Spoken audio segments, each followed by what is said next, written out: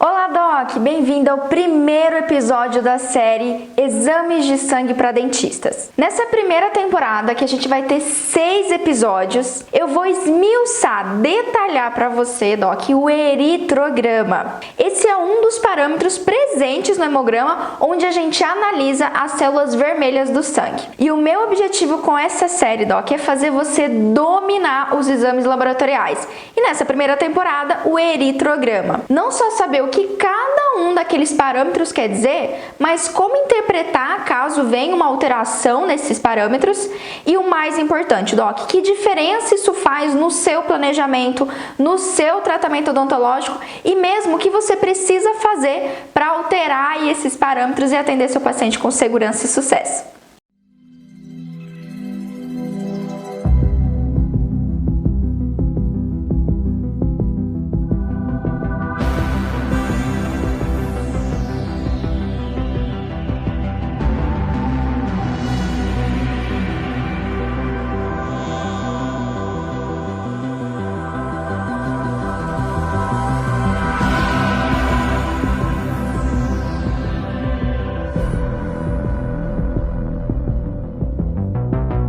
Muito bem, Doc. Meu nome é Pamela Pérez, eu sou especialista no atendimento de pacientes com alterações de saúde. E como eu citei, nessa primeira temporada a gente vai falar do eritrograma. Eu vou mostrar aqui para você só para te relembrar. Quando a gente solicita para o nosso paciente um hemograma, ou também você pode conhecer como hemograma completo, nós temos 3 principais parâmetros, que são os eritrócitos, ou eritrograma, o leucograma e a contagem de plaquetas. Então, basicamente, o hemograma ele vai analisar todos os tipos de células sanguíneas, certo? As células vermelhas, que estão ali compostas pelas hemácias, as células brancas, que são nossas células de defesa, e as plaquetas, que vão participar no processo de coagulação e do tampão plaquetário. E nesse nosso primeiro episódio hoje, eu vou falar do primeiro parâmetro que aparece no eritrograma, que são as hemácias. Também pode aparecer como eritrócito. Esses são sinônimos, Doc. Hemácia e eritrócito é a mesma célula, que são as células vermelhas do sangue. Então vamos lá, Doc. Esse primeiro parâmetro ele vai me mostrar basicamente a contagem numérica, ou seja, o número de células vermelhas de hemácias na nossa corrente sanguínea. É por isso que os valores de referência deles vão vir em milhões por milímetro cúbico. Então é como se ele pegasse um pedacinho ali e contasse quantas hemácias tem naquele pedacinho. Obviamente, como todo exame de sangue, nós temos os valores de referência. Então anota aí quais são os valores de referência para as hemácias ou eritrócitos. Nas mulheres vai variar de 4,2 a 5,4 milhões por milímetros cúbicos, enquanto nos homens existe uma variação de 4,4 a 0,6 milhões por milímetro cúbico. Ok, Pamela, qual que é a importância de eu saber a quantidade de hemácias do meu paciente? Vamos lá então. Uma das funções da hemácia, na verdade a principal função da hemácia, Doc, é o transporte de oxigênio. Então ela é a célula responsável por pegar o oxigênio lá no nosso pulmão, da nossa troca gasosa e levar para todos os tecidos do nosso corpo. Eu não sei se você lembra, mas assim, o oxigênio, ele é primordial para a nossa sobrevivência e a sobrevivência nas nossas células. Então, quando as nossas hemácias não conseguem carregar de forma adequada oxigênio para os nossos tecidos, a gente tem uma hipóxia tecidual, certo? Ou seja, aquele tecido ele vai entrando no processo de morte, de necrose mesmo. Sem falar que onde a gente tem baixas concentrações de oxigênio, a gente predispõe aquelas infecções e aquelas bactérias anaeróbias, certo? Que não vivem, não precisam de oxigênio para viver. Então as hemácias, Doc, além de transportar o oxigênio, principalmente o oxigênio, ela também vai transportar uma partezinha ali do gás carbônico, vai ajudar nessa troca gasosa. E essa célula basicamente é constituída de globulina e hemoglobina. E olha só que interessante como o nosso corpo ele consegue funcionar perfeitamente quando a gente precisa. Numa situação, Doc, que eu tenho uma diminuição da tensão de oxigênio, por algum motivo eu não estou recebendo, não estou fazendo troca gasosa de oxigênio suficiente, o nosso corpo ele entra num processo de hipoxemia, ou seja, tem uma diminuição de oxigênio dos tecidos. Quando isso acontece, o nosso corpo ele entra em alerta e estimula um hormônio chamado eritropoetina. Esse hormônio está presente nos rins, então o rim libera esse hormônio na corrente sanguínea e esse hormônio ativa a nossa medula óssea para produzir mais hemácias, mais eritrócitos. Então olha só que interessante, é como se o corpo pensasse, caramba, eu não estou tendo oxigênio suficiente, deve ser porque não tem hemácia suficiente para carregar o oxigênio. O que eu vou fazer? Eu vou produzir mais hemácias para compensar essa ausência de carregamento. Olha só um exemplo prático disso. Por exemplo, quando a gente viaja para uma região de grande altitude, então digamos que você mora nessa altitude, você vai viajar lá para um país que tem uma alta, Alpes suíços. Você foi para lá que tem uma altitude bem elevada em relação à sua cidade natal. Quando a gente muda essa altitude, aqui em cima geralmente a tensão de oxigênio é menor, então a gente tem uma concentração mais baixa de oxigênio e consequentemente começa a aumentar a produção da nossa medula óssea. E se você por acaso fazer ali um hemograma, é possível que você veja que as suas hemácias estarão um pouco mais elevadas do que o normal, exatamente por causa dessa baixa tensão de oxigênio. Existe um outro fenômeno muito interessante também relacionado às hemácias, Doc. Sabe quando você faz uma cirurgia estética no seu paciente, ou quando você faz uma cirurgia bucomaxilofacial, ou mesmo, por exemplo, você fez uma harmonização, fez algum fio de sustentação, enfim. Geralmente pode acontecer um hematoma, certo? Ou um exemplo de casa, você estava lá e bateu o seu joelho, ou o seu cotovelo, ou o braço em algum móvel da sua casa e ficou aquele belíssimo roxo, né? Pois é, aquele arroxeado é um hematoma. Então ali o que aconteceu? Um extravasamento vascular e várias hemácias foram para o tecido e saíram ali dos vasos, certo?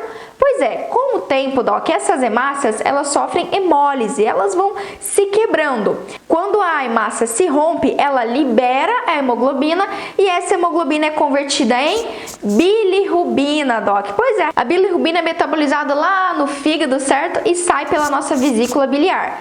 E olha só o mais interessante disso. É por isso que no processo de roxo, quando o roxo está começando a melhorar, o hematoma está começando a melhorar, a região fica com uma cor mais esverdeada, certo? Isso ocorre porque está tendo ali um acúmulo da bilirrubina que tem essa característica mais esverdeada. Top! Agora que você já sabe o que é hemácia, relembrou tudo isso, tem algumas curiosidades em relação a ela, é importante a gente saber, Pamela, e se veio para mim lá o eritrograma, eu estou analisando e teve uma alteração da contagem de hemácia, certo? Um aumento ou uma diminuição dessas células. Então vamos lá, anota aí, Doc. Quando a gente tem valores elevados das hemácias, pode geralmente acontecer por três hipóteses. Pode ser que seu paciente tenha uma neoplasia do tipo mieloproliferativa, ou seja, a medula óssea dele está produzindo de forma patológica mais hemácias do que deveria, e aí a gente vai ter um aumento da contagem de hemácias. Isso acontece, por exemplo, numa patologia chamada policetemia vera. Outra situação, Doc, é quando o nosso paciente está num quadro de desidratação grave. Isso vai levar a ter uma diminuição do volume sanguíneo e, consequentemente, um aumento ali da concentração, digamos assim, das hemácias por milímetro cúbico. Isso pode acontecer, Doc, não só porque o paciente não se hidratou adequadamente, enfim, né, está realmente desidratado, ou também quando ocorre uma perda massiva de sangue. Digamos que o paciente sofreu um acidente grave, um corte muito profundo e perdeu grande volume sanguíneo. Vamos chutar aí acima de 750, 800 ml de sangue. Nessa situação, que se enquadra como hemorragia, acontece lá a ativação da eritropoetina, como eu citei para você. O organismo nota que perdeu o volume sanguíneo, perdeu uma quantidade de hemácia e, consequentemente, ele estimula a medula óssea a produzir mais.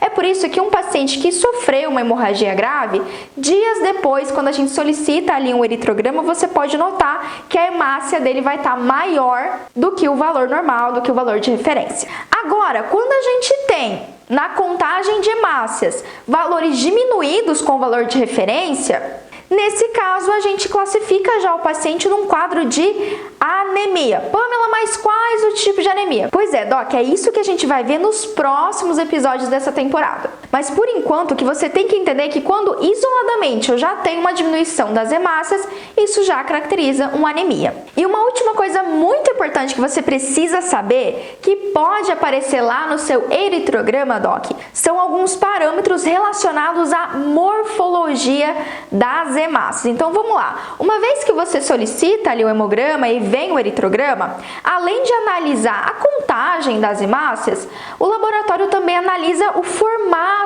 delas, o tamanho delas. E se por acaso aparecer uma dessas três situações, é que a gente tem uma anormalidade realmente nas nossas hemácias. A primeira situação que pode aparecer é a anisocitose. Isso quer dizer que existe uma variação de tamanho da hemácia. Eu posso ter uma hemácia grande, uma hemácia pequena, tá vendo? Mas isso geralmente ocorre quando o paciente tem uma anemia do tipo ferropriva. O ferro, Doc, ele é o principal constituinte da nossa hemácia. E quando a gente tem uma diminuição na alimentação, por qualquer outro motivo de ferro, eu posso ter ali, digamos, hemácias mais fraquinhas, mais pequenininhas, não tão robustas, e isso caracteriza uma anisocitose. Outra situação é a poiquilocitose. Aqui, Doc, eu tenho uma variação da morfologia, do formato mesmo da hemácia. Em vez dela ser aquela rosquinha parecida com um donut, né? Camila vai deixar aqui um donut para te mostrar. Em vez de ser essa rosquinha bem bonitinha, que carrega oxigênio bem legal, ela pode apresentar formatos anormais, como por exemplo um formato de foice. Isso caracteriza a anemia falciforme. Você já deve ter ouvido falar nela, né? Então, quando aparecer lá no seu eritrograma, no seu hemograma, poiquilocitose, quer dizer que a gente tem uma alteração de formato. Pode ser o formato de foice, mas tem uma variedade de outros formatos que geralmente vai estar descrito lá para você no exame. Por último, não menos importante, que também pode aparecer como anormalidade da morfologia, é a policromasia. Aqui, Doc, eu tenho uma alteração de cor da hemácia. Em vez de ela ser vermelhinha, mais ou menos da cor aqui da minha blusa, né, do meu privativo, ela vai ser mais azulada. Isso ocorre, por exemplo, num paciente com anemia hemolítica, quando a gente tem uma destruição anormal das hemácias. Em resumo, Doc, as nossas hemácias são fundamentais para a nossa sobrevivência.